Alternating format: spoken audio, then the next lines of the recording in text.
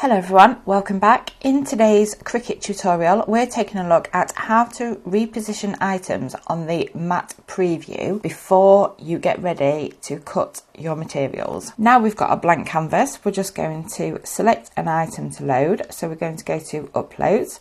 I'm just going to select this bow that I've been using previously. And there we can see now that's been uploaded into our canvas. We're now going to click on Make It. And as we can see now, it's give us different elements of our bow. Obviously now we could cut those out in the same colour or we could cut them out in different colours. But just because that's where they're positioned now doesn't mean that that's where they have to stay to be cut. We can individually move each element of our design around on the mat. So if you're using multiple different colours and you might have one colour vinyl in the bottom corner, then you can move that part of the design down. Then you might say have another colour vinyl down here that you want this piece to cut out, so you can move that down to there. And again, you can move the larger pieces. You can also change the direction of them if you want them to be a different way to fill up the mat and be positioned where the vinyl is. And really at this point you can have a good old play around as to where your vinyl is positioned actually on your physical cutting mat to line up the design